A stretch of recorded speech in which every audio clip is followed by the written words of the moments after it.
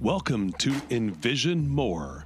Here, we dig deep into the insights of first-generation wealth builders, unearthing stories of passion, resilience, and relentless vision.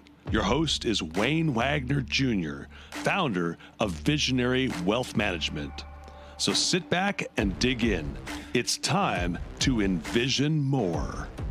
Hi, I'm Wayne Wagner with the Envision More podcast, and today we're joined by my longtime co-host, we're 20 odd episodes in at this stage recording, Trent Booth, president of Veritas Leadership Group, and then a dear friend for both Trent and I, Paul Spuler. Paul is the general manager for Matrix Adhesives, and he runs one of their portfolio companies. And basically, Paul's a fixer. Paul comes in and takes a company, commoditizes it, fixes it up, makes everything run really, really smooth. And currently he's doing, I forget the name.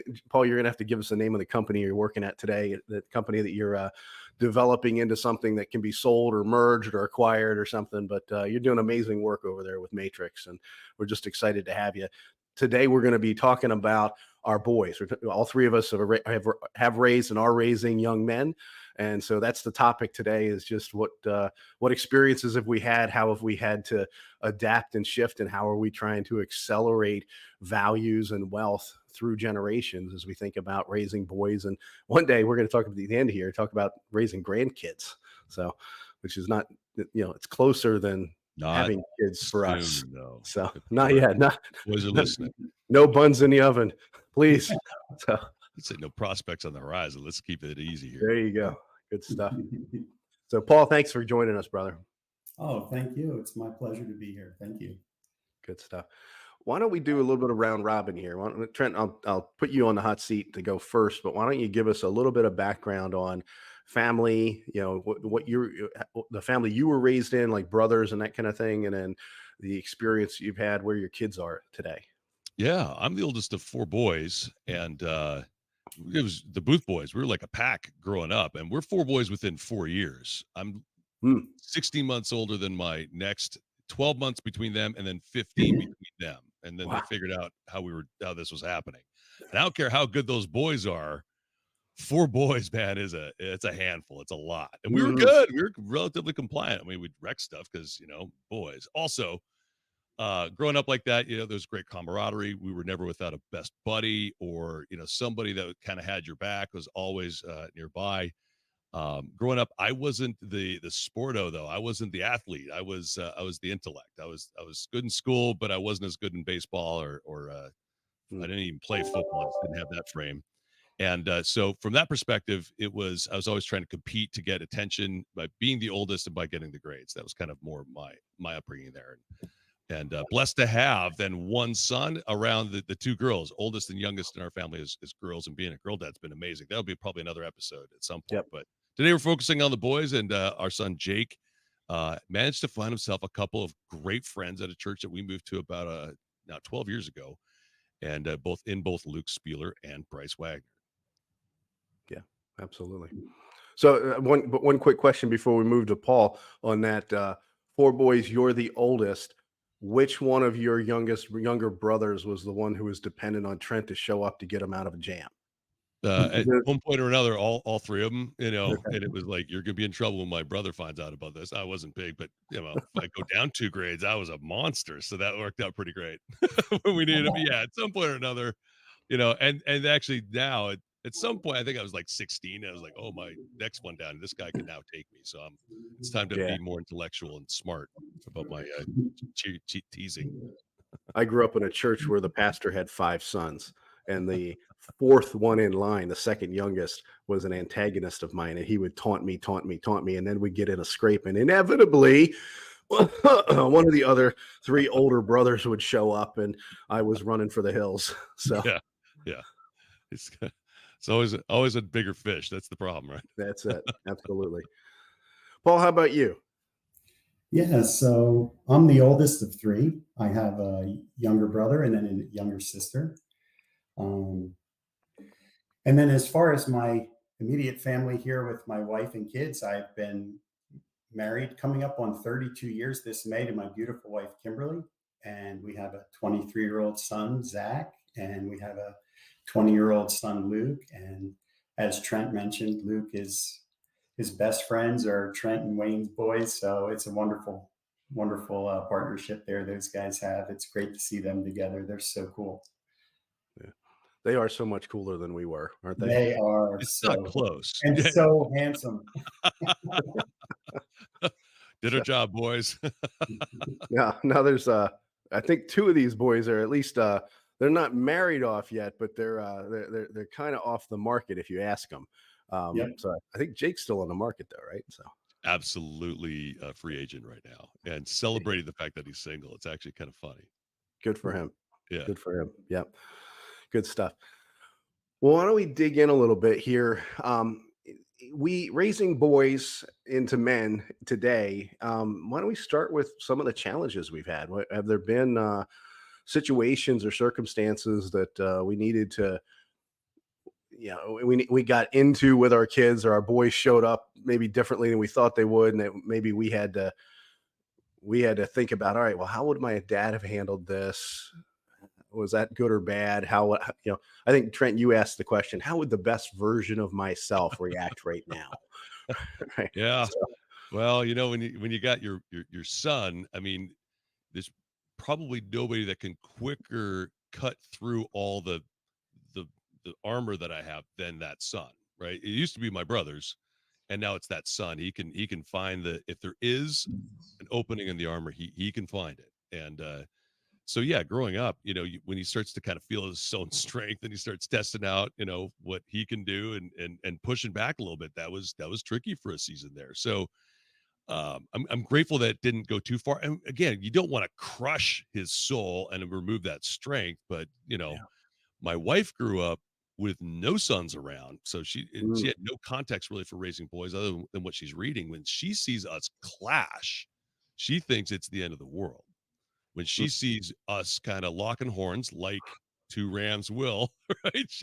She's worried that looks like conflict, that looks like fighting, and in her mind, that is the worst possible thing. I'm trying to encourage her that there's actually no other way that the young buck can kind of demonstrate his strength other than taking on the old man once in a while. So, we fortunately it's not been physical for us. I'm grateful for that. And with my dad, it never was either. But you talked about what would my old man do if we're not interrupting or disrupting what we've seen growing up. We by default, and that's certainly been my experience, and I'll be curious to hear your story here, Paul. But we default to what we saw. So I remember Jake was young and I was stepping into him or checking him of some kind, and I couldn't see my actual face, but I knew what face I was making. It was my dad's face speaking through clenched teeth and really intense. And I think I even said what I heard, "What's wrong with you?" And I'm like, "Whoa, hold on." Hold on. That is not a helpful question for my young son. He will find answers for that one. And let's ask different questions. So there has been some awareness that I'm grateful for. But again, without disruption, we're almost kind of doomed to repeat. And it goes both ways. If our dads really showed up great, then we're going to probably repeat that. And the greatest dad ever has had some rough days. We're going to probably repeat that too. So, Paul, I'm sure you've had this experience as well. And have there been moments, stories, times where you're like, oh, that's not my favorite part of my dad that I just did there? Yes, absolutely. Yeah. I mean, it's going to happen, right? Because our dads are our leaders and our examples, and we follow our leaders and examples, and we take the good and the bad. So, yes, I've absolutely done that. Yep. yeah. Gotcha. Anything come to mind there, Paul?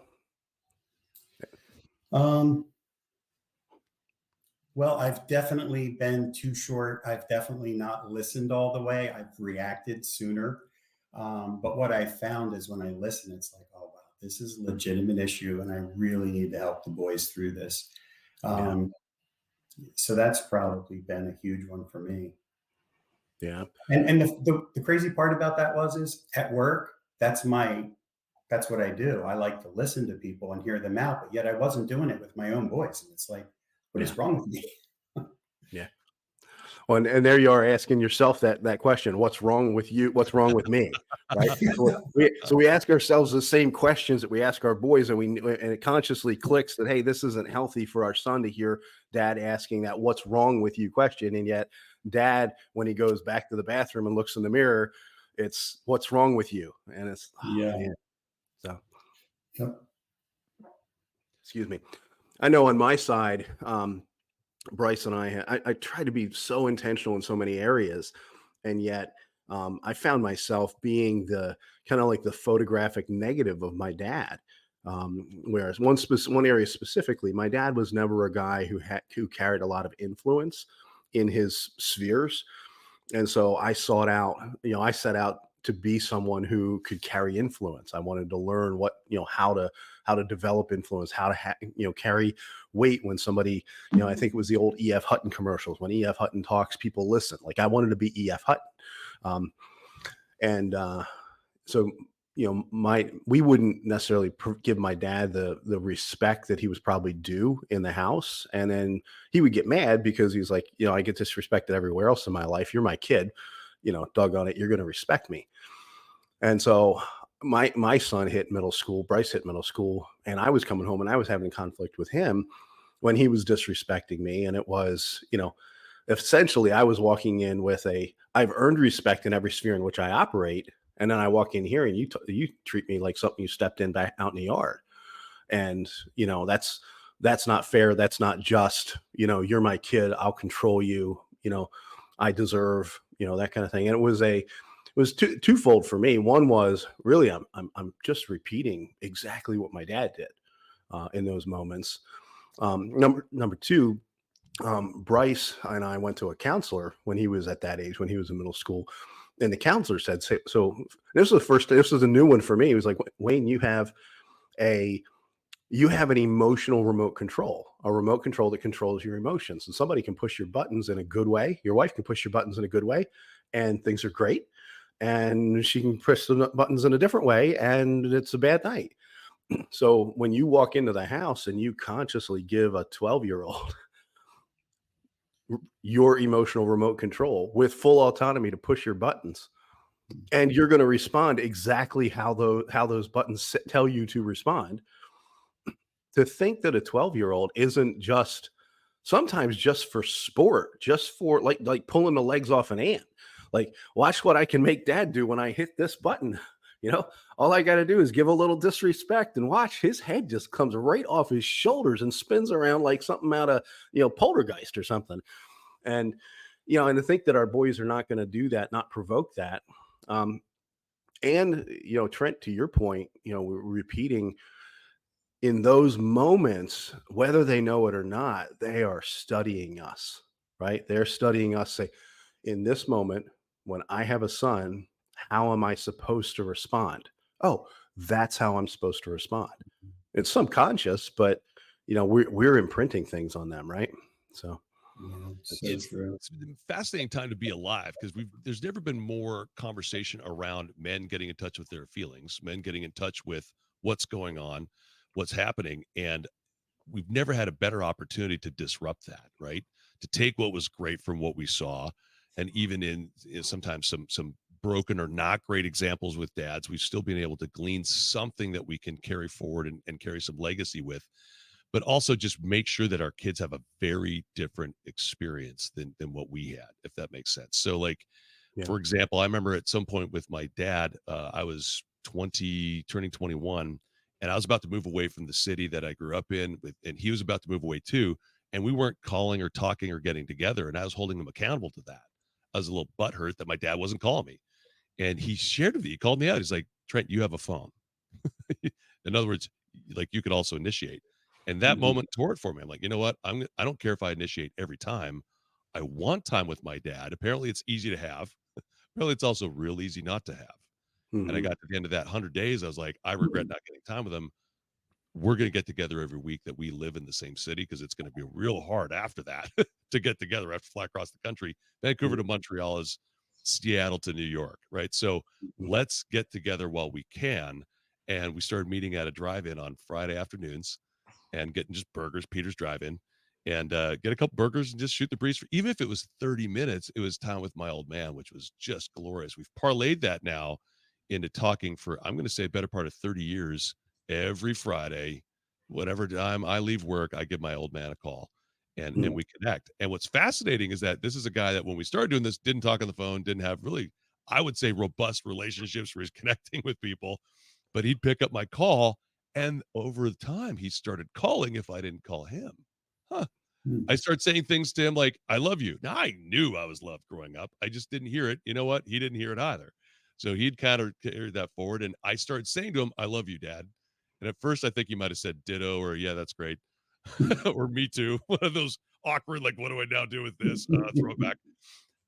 And I would say it didn't take long for him to start saying, I love you, and even initiate, I love you, son.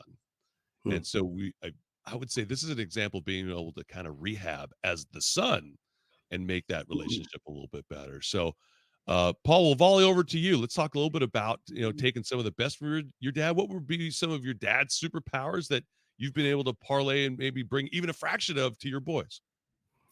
Yeah, thanks for the offer to do that, because I'm so blessed. My father has always been my hero. Now, he would tell you that shouldn't be the case, but he is first and foremost a very godly man. He loves the Lord.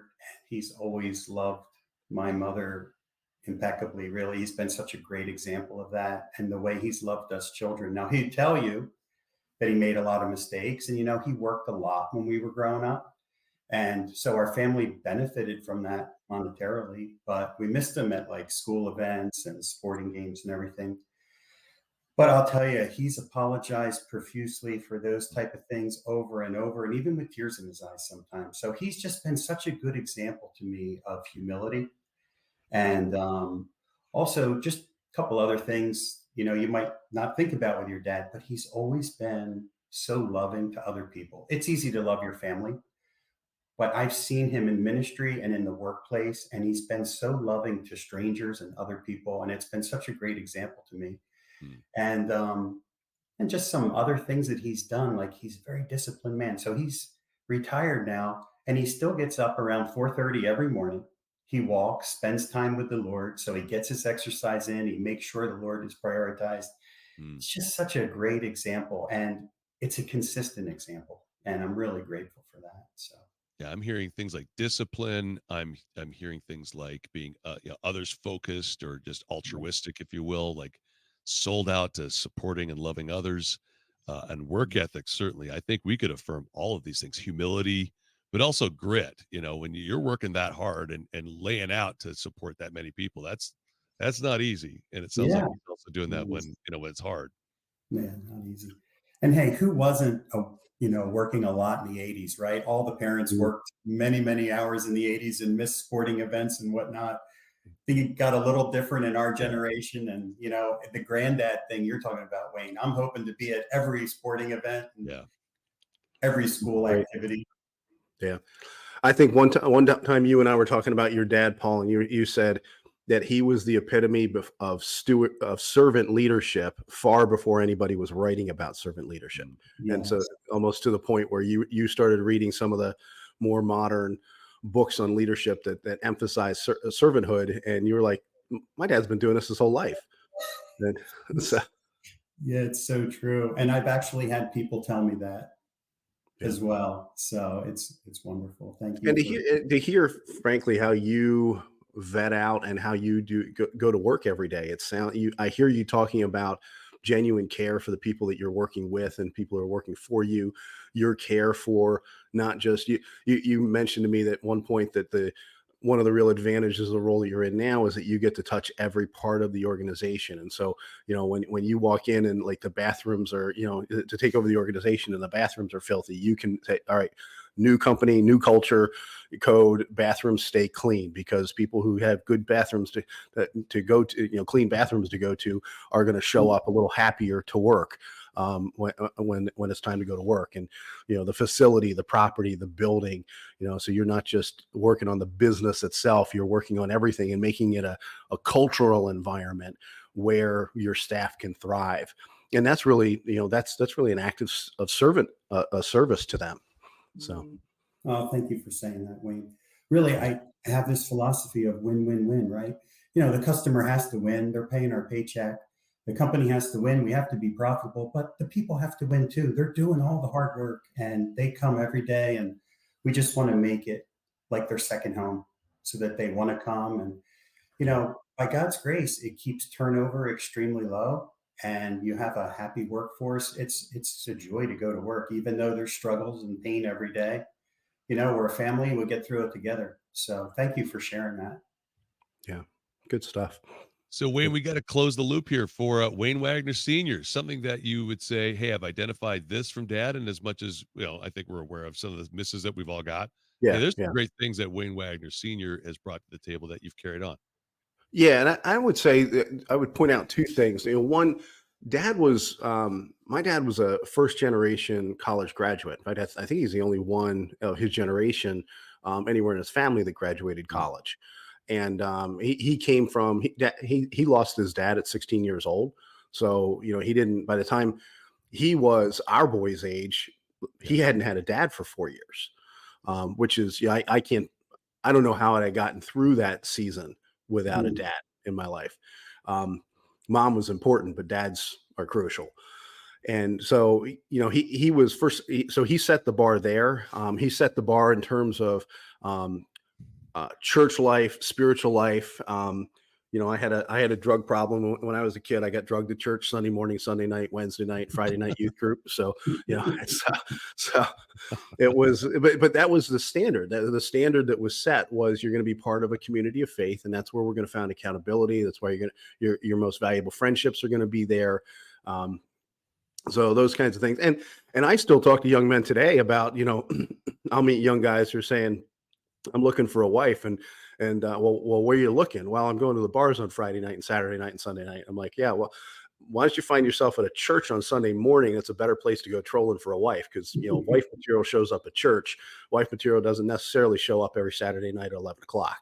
So, mm, um, those and Dad set the stage for that. And then Paul, I would echo the humility that my dad's expressed in the later years. There was a lot of brokenness in our family as we were growing up, and conflict even within the marriage and that kind of thing. But God has blessedly redeemed that, and my mom and dad are now in their mid 70s, growing old as a cute little old couple, and they're more in love with each other now than they ever have been, and dad is so kind and doting over her, and dad is, as you said, Paul, dad's been apologetic about some of his misstatements or missteps early on, and God's really redeemed those relationships. We can, we have functional relationships between all four of us siblings and my mom and dad. And this past New Year's, we took everybody away with all the it was three generations: mom and dad, all four of us, all the grandkids, and a number of grandkids, significant others at this stage. We took everybody away and did a couple of days of connecting, and it was miraculous. I mean, you go spend 3 days with that many people, which was 17, 18 people, and there's bound to be flare-ups, there's bound to be flashpoints, and there just weren't any. We've all got our idiosyncrasies, but there was no overt blow-ups. And that didn't happen when we were living together, right? And so I find it ironic that all three of us are the oldest. I'm the oldest of four. I've got two younger brothers and a younger sister. So we've got all of the elder statesmen alphas on this call here today. So, but I think that so those and then absolutely the work ethic. So dad was always the hardest working person in the room. Dad was always he always worked harder than anybody in his sphere, to a fault. I mean, he went to work at a nuclear power plant where it's almost a union game to try to get away with working as little as possible. And so when dad shows up, and he makes himself a little bit of a target because he sits at lunch every day and has his devotions at lunch in the lunchroom in front of everybody. So, in that kind of environment, that's a bold statement. That can put a target on your back already. But then when you actually go and try to give the employer your honest 8 hours work, you can get some ridicule in that environment as well. And he, put up with that and endured in that environment for about a decade and a half. So, mm. Two thoughts, Wayne. One is we need to apologize for listeners that are driving and veered off the road when you said I had a drug problem, which again, just to reiterate, drug to church, just in case you missed that one, That's because right. it was sly. It was what? All right. Also, second thought is as I reflect a little more as you guys are sharing, my dad, one of his superpowers is he'd show up. And not just for us as Mm, boys, but he'd show up at those key moments. So again, Mm, later in life, he didn't have a great relationship with his dad, but he made sure they ended well. And he mm, didn't miss a Father's Day. He would go from Vancouver to Moose Jaw, Saskatchewan. Again, I'm just throwing out Canadian geography. That is going again, Seattle to like Minneapolis. okay. Father's Day. I wouldn't miss it every year. In fact, he'd finish that trip and come visit me and my family out east. Mm, Um, I remember I was struggling having moved to a new city and I wasn't making friends when we went from living with my mom to living with my dad. They split up and starting to live with my dad when I was a 16-year-old was awesome to be back with dad, but I wasn't making any friends at high school. And I remember him taking me on a business trip with him just to make sure we got some time. And he was digging in, just trying to help me get unstuck. It's same thing when I moved out to Montreal, young 21-year-old entrepreneur, and it wouldn't say I got off to the start I was hoping for, looking for. And dad not only showed up to help me get back on track, called me daily to get me through that on the back of a placemat, went through a budget and got me straightened out. And we did turn it around, but not just me. I can say all three of my brothers, we've been in the mire and dad has like shown up with the cavalry and got us out of trouble mm, without fail. So celebrating you, Tommy Booth. awesome. Um, I've got a question that's coming to mind here. As we raise our boys, I've had a few situations where, um, there's no way to not throw them under the bus. We'll be gentle here. We'll use big inflatable tires, but when you have a conflict with your son, and he's done something that's completely not aligned with our values as a family, and he's just not showing up the way we expect him to show up. Um, I've got a decision on, is this a hill I'm willing to die on? Um, how do you guys find yourself making those decisions and kind of reflecting and reacting? I know I had a situation a few months ago with Bryce where, a behavior that's not aligned with my own values was coming to the forefront, and I asked him about it, and his initial response was to lie to me, say, "Oh no, that's not happening, Dad." And then I was grateful because about 10 minutes later, he came back to me and he said, you asked me about that a couple months ago. I lied to you. You asked me about it 10 minutes ago. I lied to you. And I said I wasn't going to lie to you again. And so, yeah, it is, in fact, this is what it is. And now, what I found out was that he was afraid of my response. He was scared, like, Dad, you're going to go nuclear. Like, you're going to like throw me out of the house, throw my stuff out after me. Like, he was, and but in that situation, I didn't blow my stack, and I didn't, and I told him that, my rationale for that is that, look, I want to be working and building and growing and becoming with you for the next 30 or 40 years, and I just don't know that this is a hill big enough for me to put a stake down and say I'm going to die on this hill. Um, but and that's one I got right. There's probably a dozen examples, especially while he was in middle school and stuff, of what times I got it wrong, where something happened and I was doing the proverbial "what's wrong with you." Um, so I just wonder, how have you guys seen that evolution in yourselves over time? And how do you make those judgment calls? Like, what Hmm. set of values and stuff do you use to figure out how to respond? Paul, we'll volley to you in a second here. I'm going to start by stating part of the reason I like hanging out with you guys is it's never been about raising boys. It's been about forging men. And there's a big gap between the two, right? So when you have the long view in mind, and again, not saying we haven't faltered or messed up, that's well documented. But when you get it right, part of the thinking was being intentional and spending a lot of quality and quantity time early. The law of strong currents says that if we step into them early and often and kind of keep them on the right path, the right trajectory, that we don't have to be as uh, intense as time progresses. So, for example, your son eventually self-regulates, figures it out, and comes in and brings the right response. And even for Jake, for my son, uh, when we ask him questions and raise his awareness, he's usually coming up with the right answer. And very often it's quicker, way quicker than I did at his age. I'll put it that way, right? So kind of the thinking of advancing the plot in the family tree, get the narrative moving forward.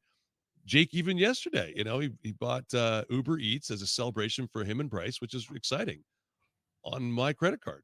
I'm like, hey, bud, help me understand. I don't spend $43 for sushi tonight. That's crazy. And he says, you know what, Dad, my bad. I was looking to celebrate with Bryce. It's not frequent that I, bless him. I was like, well, the dignity and blessing him is earning your money and buying it Mhm. for him, or at least check with me so I can bless both of y'all, not just buying Uber Eats for sushi for $43.80 and I'm Mhm. paying for it. So, but he owned it immediately, which is great. Now I'm hoping he changes behavior too. It isn't just yes and me, which could be a thing, but I do celebrate the fact that Jake pretty quickly at this point, if I bring something to him, in fact, I would even say this, and I've seen Bryce do this, I've seen Luke do this, even without having to say something, they're going, "Hey, you know what? I was my best yesterday, and I can be better. Thank you, Dad, for the way you show up." I'm like, I don't remember doing that at 21 years old, so we're Yeah, we're we're yeah. doing better. How about for you, Paul? You know, I I think we're trying to listen faster. Like if we're describing our dads getting really much better in the later years, we're trying to pull that future forward for ourselves and do it a little earlier. There've been Yeah. some moments, Paul, stories that you can think of where, hey, I didn't mess up here. I was pretty good with Luke or with Zach. Well, at full transparency, early on, I was again not listening and short fuse. And my wife would tell me, Paul, when these boys get older, if you want them to talk to you, you need to Mm. listen. You need to, hear them out. You need to, and so, thank God for our wives, right? We all married up in so many Epic, ways. epic Yep. boy moms that the boys all want to hang out with those moms. We should talk about Yes. it. Keep Yeah. going. Love it. In fact, Kimberly for the win. yeah, I love how they adore their moms. It's really cute, actually. We're all blessed with that, guys. But I have to tell you, our boys, by God's grace, like sometime they will tell me things. I'm like, okay, I don't want to hear anymore. So I'm so They're glad that they're volunteering stuff. sharing. So that's good in a way, and then we get to talk through it. But at the same time, it's like, wow, I never would have admitted some of the or shared some of those things. Yeah. So it's good. So my wife was right again. Mm. Hmm. That's good. I love your relationship with Luke. I really do. And I haven't had a chance to observe it as much with Zach, but you guys seem really close. It was funny. I was returning a car, but we had a trip to Florida last year, and it was one of those things where I was super delayed with like Orlando traffic. We're hanging out, and Luke is like, "No, Mr. Booth, I got you, no problem." Like the servant leader showed up that morning, and I was again an hour late, but he found my son and Bryce. They went out for breakfast. No problem, Mr. Booth, we got you. He still calls me Mr. Booth, which is so funny. I'm like, dude, I just want to be your friend at this point, Luke. Hang out, call me Trent.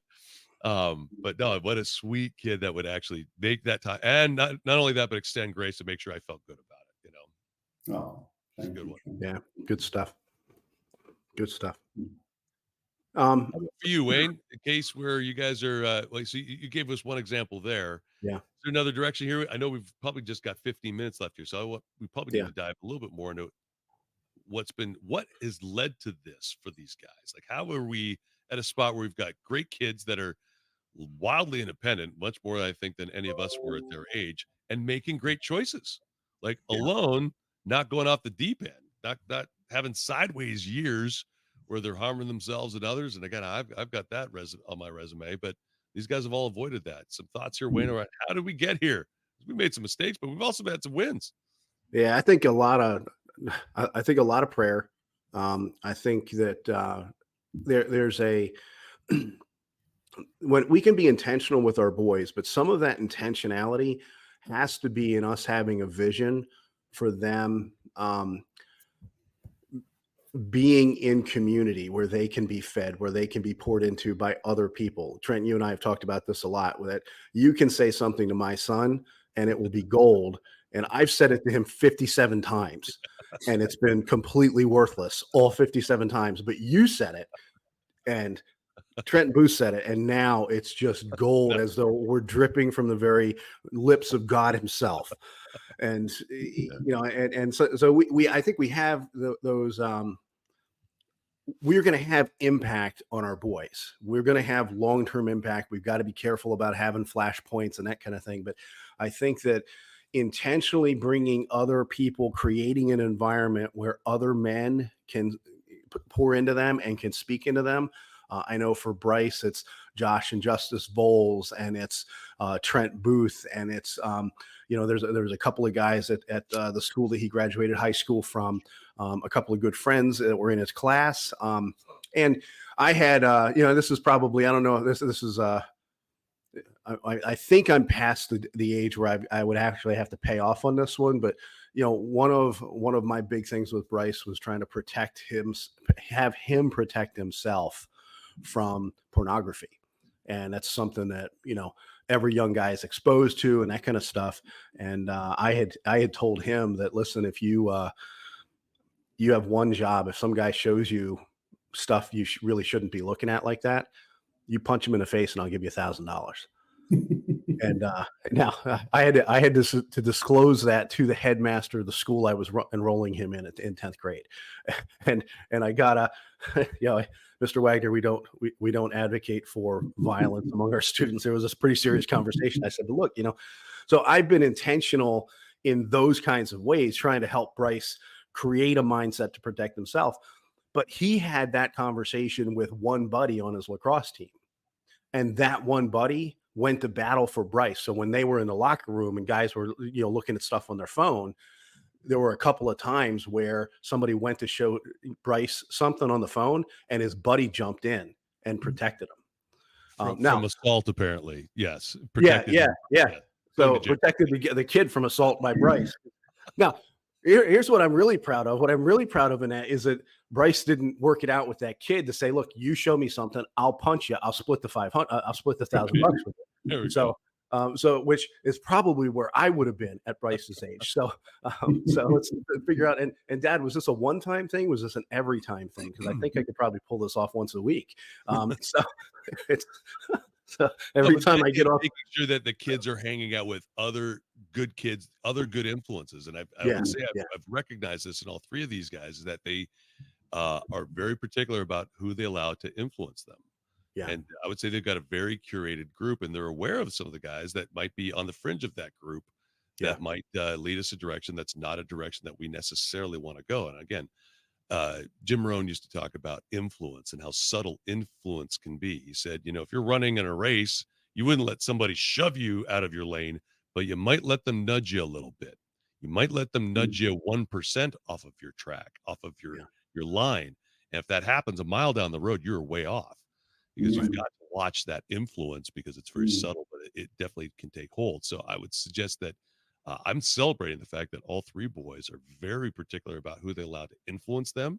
And I'm hoping that they're intentional about how they're influencing others as well, that they're not haphazard or accidental about that. I think they are making a positive dent in the universe there.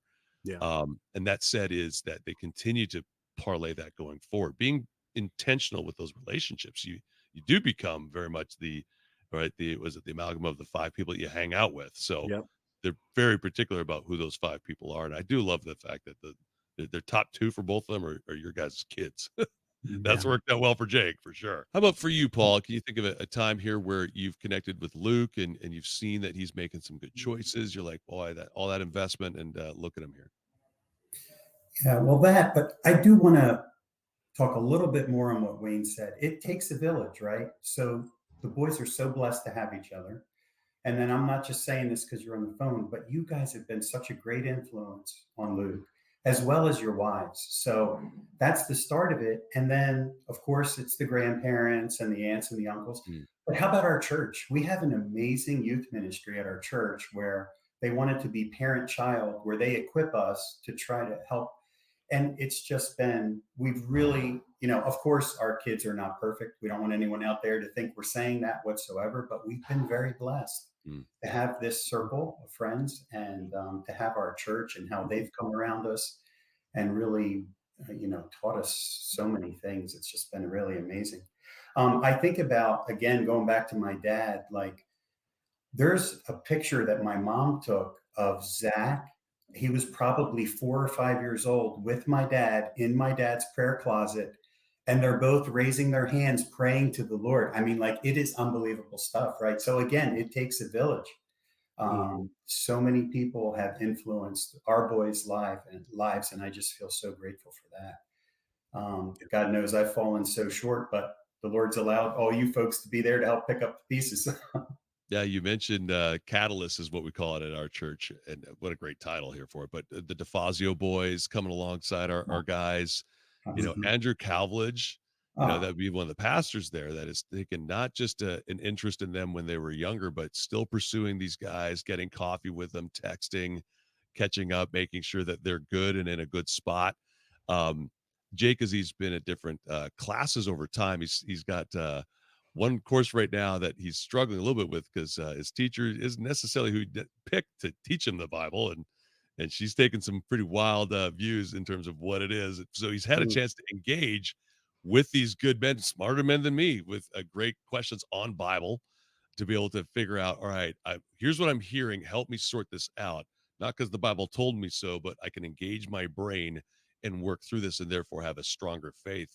And what a mm, tremendous resource that Andrew Calvage has been, Warren Betcher, many other men, not just our immediate group there, but that parent youth ministry right. that you talk about, Paul, which I should be hitting more as the deacon of said ministry. I should be paying a little more, pumping some more tires for Catalyst and the work we do there. But you just hinted there that it wasn't just drop your kids off and run. It's go with your kids that Saturday night and get some time with them. So the parents are being poured into as well, and they've got that sense of community where not just we have access, but hey, let's also have a thing called parental guidance, where hey, we're wrestling through doing life along the road with these kids. I had this hard question, and we've got a community that can help us work through some of those challenges, issues, not necessarily fix anything, but by just even hearing stuff sometimes. It's Yeah. been really a valuable, tremendous resource. It was very high on our list as we were looking for churches to Mm, find a place where our kids could knit in, Yeah.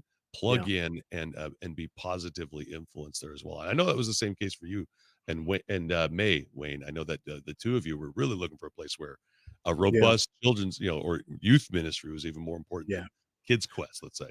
Yeah, we mhm, shifted when CJ was in 5th grade, and so she was just about getting into the youth ministry, youth organization, and that's been so helpful because, growing up and look, in any organization or any, family of faith or that kind of thing, you're gonna have people who have a range of beliefs or convictions on certain things, right? But to be able to be like Trent, you mentioned parental guidance. I remember sitting in the room and having robust discussions with parents about, at what age should a kid have a cell phone? At what age should they? What are some, how many guidelines or kind of buffers should you have on what the kids can access, and what are some software options for mom and dad to provide some guidance there and some control there. Rather than just giving our kids unfettered access to everything that is on the internet. And so, that's been being able to be in those conversations, because that's not something you pick up at the little league game or the lacrosse game, or you just don't sidle up to a dad and say, so what are you doing to help your son not get addicted to X, Y, and Z on his cell phone. um, Yeah, we so didn't talk having about the hockey rink either way. That's just not a thing. yeah. Yeah, yeah. Yeah, I mean, it's so it's so having that context for, I think, has been helpful for May and I. And you come out of there and go, hey, there's a couple of voices there that, hey, we probably don't want to be as uh, open as they are to as that set of parents is, or we probably definitely don't want to need to be at the, hey, you can't have a cell phone, you can get a cell phone the day you get married, right? So we probably don't want to be on that side of the spectrum either. So Yeah. we've got to find the happy medium, for how to lead our kids well in the home, but doing that in a context and where you've got a context for other parents to be speaking into your life, and us to have the opportunity to speak into other people's lives has been a crucial part of our journey as parents. So And So you Paul, pick up some big memories. I mean, youth camp every year, and you know, I've been excited the last couple of years because even as our kids are aging out, like youth group when our kids were going through was very sports centric.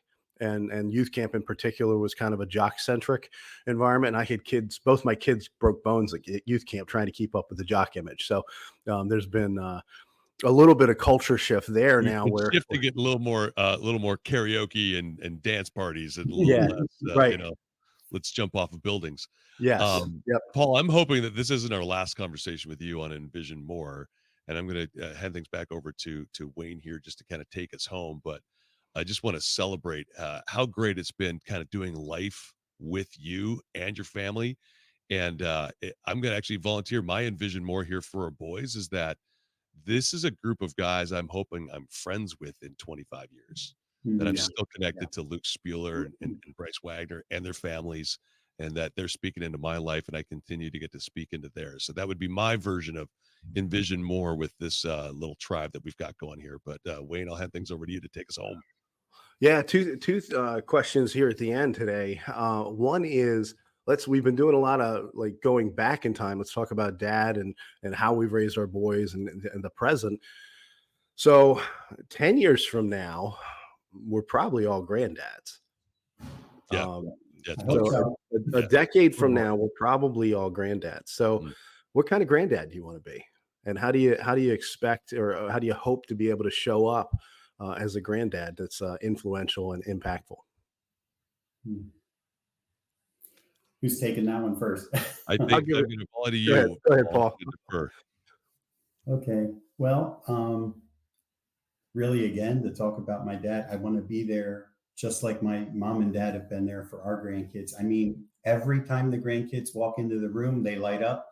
The kids feel so much love and acceptance, and they are always there for them. They're always reaching out. In fact, I think my dad texts our boys every day or every other day just to let them know he's thinking of them and praying for them. And I just think it's so wonderful to have granddad or grandpop in your life, especially at the older ages. So I'm Mhm. hoping to be that. And like I said earlier, I want to be at every event and, cheering them on and hugging and kissing them afterwards. So, but the main thing though is just like my dad's been to our boys, because sometime when you're a young parent, you're so tired, exhausted, you're working, the kids keep you up at night. I want to be there for them spiritually and to be able to just talk about the Lord with them and help them along the way as well. Because my mom and dad have done that for our children when we've been exhausted, and that's just been a gift. Hmm. Blessed with grandparents on both sides that were very interested in us. And even though they lived far away, one was, 8-hour drive, 16 hours to the other grandparents. They were involved and we would talk to them and we would get to see them. And part of my desire, I can't guarantee that it's not going to be paid forward. I'm pretty sure I moved across the country on my folks. Pretty sure my kids will be all scattered throughout perhaps the globe. I don't know. Maybe they're going to escalate it. I don't know. Part of the challenge for me of envisioning more is to make sure I've got enough resources to wherever they go, be Mm, present. And Yeah. thank God again, what a time to be alive with technology to be able to like FaceTime them and text them, like you're saying there, or write letters. I have letters from my dad and from my grandparents. So to be able to connect with them in that way and to be able to have that legacy of not missing stuff. And as the oldest of the four boys, the younger kids needed dad there. Dad wasn't at a lot of my games. I didn't miss a single game that Jake played. mm, His varsity years at high school, didn't miss a single game, and that's not Mm. a point of pride. That's grace, really, to your point, Paul. The Lord's done something there to be able to make sure that I got to show up like that and had the flexibility and the resources to be able to do that and have a mm, meaningful moment. We would drive 45 minutes each way to his hockey practice, and we would say, "We're going to miss these days, Jake. We're going to miss these days." And mm, I already missed them, but I'm also mm, excited to your point, Wayne, about what we're building in the future and creating new memories. And these guys, because they're more aware, are reciprocating. Like I think it's not just going to be us initiating going forward. I think it's going to be them as well. And really excited to see the dads that they're going to turn out to be and see if we can't level up to be better grandparents. Yeah. yeah. It's been fascinating to see. Bryce went through most of his high school years and shortly after his high school years, going, "I'm not having kids. I hate children." And I said that'll work until You you ate find the other right. guys' children. He Yeah, might like yours. yeah, yeah. And I always said to him, that'll work. That works until you find the right woman, and then it's like, me and this woman need to have children because the world's going to be a better place because of Mm. our kids. And Mm. that's and so he's I think he's starting to have some of those feelings and thoughts today. So we're having different conversations about kids today. I know for May and I, we're already having conversations with CJ and Jacob about CJ is our daughter, Jacob's our son-in-law to be, coming up this October, and having conversations with them about, hey, what does education look like? What does child rearing look like? Does it need to be traditional schooling? There's more options on homeschool or modified schooling today, and especially with the lifestyles that we're leading, running businesses and that kind of thing. Are there opportunities to be flexible around schooling? And it's exciting to dream with them. We don't know what that's exactly going to play out or look like yet, but it's exciting to dream and talk and scheme about that stuff with them, and for them, and with them and for them. So we're excited about being grandparents at some point, not anytime soon, but when it comes, it comes. And I know that my wife is going to be one amazing grandmother. She's going to be a hot grandmom too, but she's going to be a really special grandmom to our grandkids. And I want to continue to be someone who carries influence, and is someone who's charting new paths, and forging new roads for people to follow in. And that's how I have always seen my role in my family, and trying to show up and be somebody who's innovating, and correcting sins of the past, and trying to not screw up too many things for the future. So, um, final question here, and we'll go. Trent, you've kind of given us your envision more for the boys. So, Paul, when we say envision more, what does that mean to you? Where does that hit you? Well, for me personally, I think for me, it's pretty simplistic, but it's also hard for me. But I just want to influence people's lives positively. I mean, being in running this company, it's a manufacturing company. I've been in manufacturing for 30 plus years. So I've gotten to know so many different types of people from all over the world. And everyone has heartache. And Mhm. I just want to be able to bring some type of peace, or just help them to know that I'm there for them. And, you're not going to come into work, or, come to our home, or be out in the neighborhood or whatever, and have tension or stress. I just want to be there for people, because we all do have heartache, and life is hard, right? So Yeah. no matter what financial standing you have, life is hard. There's all issues. And so I just want to care and treat people well. And then for our boys, I just want them to worry less and trust God more, because I tend to be a worrier. So I've been a very good example. I mean, work hard and put plans in place, but then worry, worry, worry, which, what does the Bible say? It doesn't do anything for us. It doesn't add a Yeah. minute of our life. Yeah. But so two simplistic things, I think hard to do though. But Yeah. No, that's good though. And I think um, when we're envisioning more and wanting to have a positive impact on the world around us, wanting to, you're absolutely right. Um, that everybody has challenge, everybody has trauma, everybody's coming from a place. One of the things we've developed within our family, and it's been, Bryce has done this and CJ has done this, both of them have done it to me at different points in time, when I'll come home and they'll kind of get a response from me that doesn't seem to meet the situation. So maybe there was a little bit of friction, but I came back with, it was a 3 and I came back at an 8. They'll just, ask, "Hey dad, can you just take a minute? Like, are you really reacting to me in this situation, or is there something else going on that you kind of brought to in the door with you, that's really what you're reacting to?" And that's been so helpful for me, because there's been a couple of times where I've just had to go, "Oh, man, you know what? I had a rough day at work. This happened, that happened, and I'm really reacting to that. I'm not reacting to you." And so it's an opportunity to, like, keep short accounts, apologize, be humble, and show, and then we can show up. Then I can get to show up in the way that I really want to show up. Which, if they met me at a 3, let's meet them at a 3, and let's have the conversation and dialogue the way it needs to be had. So, but I just am grateful for the men that have come around my son as he's becoming a man. Also the women. As a final shot here, Paul, I know. So we were talking about Michael and Gail Hyatt, and we Trent and I did an interview with them earlier this week. But Michael Hyatt said the moment he laid eyes on his wife, it was like a voice said to him, "That is the future Mrs. Michael Hyatt." And I know that that's how you feel about Kimberly, and have related that story, that the moment you saw her, you said, "That's Mrs. Spuler." So, and then you went out and you envisioned more and made it happen. So congratulations. Thank you guys so much for being here today on Envision More. Thank you for listening to the Envision More podcast with Wayne Wagner Jr. of Visionary Wealth Management. We hope you were encouraged and inspired by the conversation today. If you want to dig deeper into the show notes or Wayne's work at Visionary, you can find us at envisionmore.com. That's Envision with a Z. Advisory services are provided through Wealth Plan Investment Management. Wealth Plan Investment Management and Visionary Wealth Management are separate entities. The content is developed from sources believed to be providing accurate information. The information in this material is not intended as tax or legal advice. Please consult legal or tax professionals for specific information regarding your individual situation.